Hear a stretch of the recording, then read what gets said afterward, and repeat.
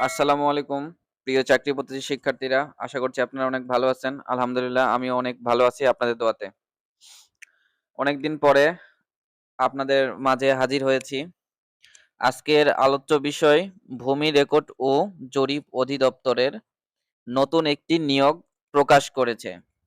অনেক বিভ্রান্তিকর ভাবে ভিডিও প্রকাশ করেছে। অনেকে ইউটিউবাররা ভিডিও পাবলিশ করতেছে যে হচ্ছে নতুন নিয়োগ প্রকাশ করছে, কিরকম সিনেমিনি খেলতেছে ভূমি রেকর্ড ও জরিপ অধিদপ্তর।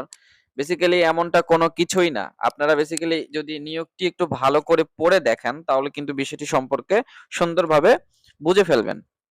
অনেকেই বলতেছে পরীক্ষা নিয়ে নাকি ছিনিমিনি খেলতেছে। বিষয়টি হচ্ছে এমনটি না। আমরা কিন্তু ইতিপূর্বে প্রাতিষ্ঠানিক শিক্ষাগুলো যেগুলো আমরা অর্জন করেছি, আমরা কিন্তু ফর্ম ফিল আপ যারা গ্রাজুয়েশন শেষ করেছেন তারা কিন্তু বিষয়টি সম্পর্কে বেশি অবগত থাকবেন।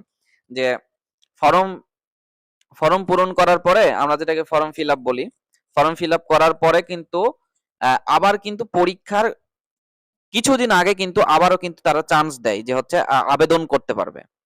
তো বিষয়টি হচ্ছে এমনই হইছে যে যারা হচ্ছে আবেদন করতে পারেনি, যারা আবেদন থেকে বঞ্চিত ছিল তারা কিন্তু নতুন করে আবেদন করতে পারবে। এজন্যই কিন্তু তারা নতুন করে একটি নোটিশ প্রদান করেছে।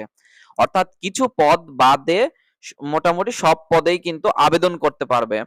যেমনটি দেখুন এখানে সুন্দরভাবে বলে দিয়েছে, আমরা সংশোধিত নিয়োগ বিজ্ঞপ্তি এখানে লিখেই দিয়েছে, তারপর আমরা ওর অতটুকু না পড়ে এখান থেকে পড়ে দেখব।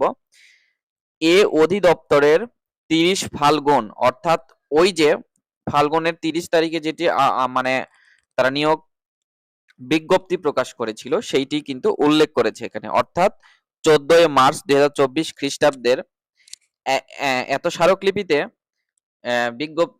বিজ্ঞপ্তির প্রেক্ষিতে 1, 5, 6, 7, 8, 9, 10, 11, 12, 13 এবং 14 যথাক্রমে, যদিও লেখা নাই যথাক্রমে, আমি ক্রমিকের বর্ণিত পদে যে সকল প্রার্থী ইতিপূর্বে আবেদন করেছেন তাদের নতুন করে আবেদন করার প্রয়োজন নেই। অর্থাৎ যারা মিস করছি আমরা আমরা অনেক সময় ফর্ম ফিল আপ করতে অনেকে মিস করে ফেলি টাকার সংকীর্ণতার কারণে বা কোনো পারিবারিক সমস্যার কারণে, বা কেউ অসুস্থ থাকলে পরীক্ষা দিতে পারবো না, পরের বছর পরীক্ষা দিব, এই কারণে কিন্তু আপনারা ফর্ম ফিল আপ করে না বা অনেকেই করে না।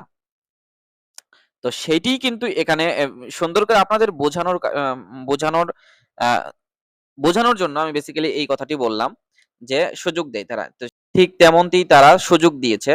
বিষয়টি একটু দেখলে বুঝতে পারবেন যে এইগুলোতে যারা আবেদন ইতিপূর্বে করেছেন, যারা আগে আমরা করেছি, উম, তারা কিন্তু আবেদন করার প্রয়োজন নাই তাদের। যারা করেনি, যারা মিস করেছে, যারা নিয়োগটি তাদের চোখে কারো পড়েনি বা কেউ করবে, তারা আম, তারা করতে পারে নাই, তারা কিন্তু এখন করতে পারবে, সেই সুযোগটি রয়েছে।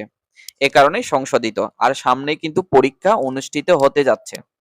অর্থাৎ এই মাসে তো দুর্গাপূজা আছে, যেগুলা হচ্ছে ধর্মীয় অনুষ্ঠানগুলো আছে সেগুলো চলে যাচ্ছে।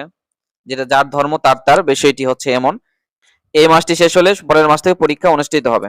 তো আশা করছি বুঝতে পেরেছেন আপনারা। আর যদি কেউ বুঝতে না পারেন আমাকে কমেন্ট করবেন, আমি সকলের উত্তর দেওয়ার চেষ্টা করবো। সবাই ভালো থাকবেন। আল্লাহ হাফেজ।